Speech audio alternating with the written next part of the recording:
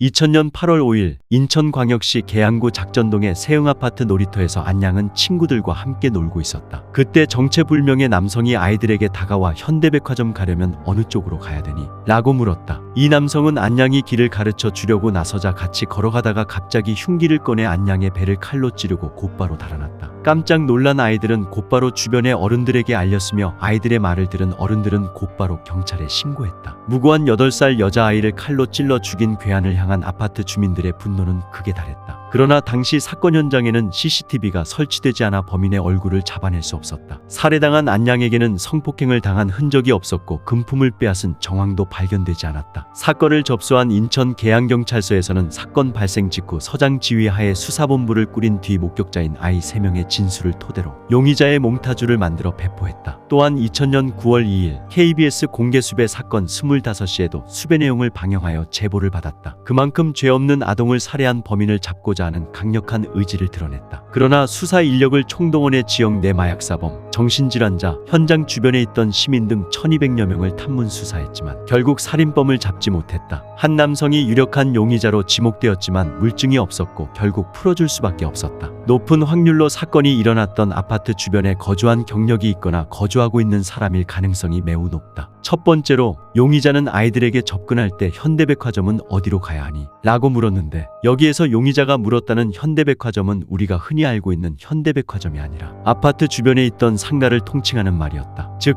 지역 주민이 아니고서야 알 수가 없는 용어인 것. 두 번째로 몽타주와 비슷한 정도가 심한 자폐성 장애인 또는 지적장애인으로 보이는 사람이 사건 현장 주변의 오락실에서 오락을 자주 하러 방문하였으나 사건 이후에는 방문을 하지 않았다는 제보와 더불어 공개수배 사건 25시 128회의 용의자의 몽타주가 방송되던 시기에 용의자로 추정되는 사람이 한 식당에서 식사를 하고 있었고 방송을 보고 있던 직원에 닮지 않았냐는 농담식 물음에 화를 내면서 바로 식당을 떠나 그 이후로 방문하지 않았다는 제보를 입수한 것. 여기에 비슷한 사건이 작전동에서 2건이 발생한 것으로 보아 용의자가 작전동의 거주지 혹은 연고를 두고 있을 가능성은 매우 높아졌다.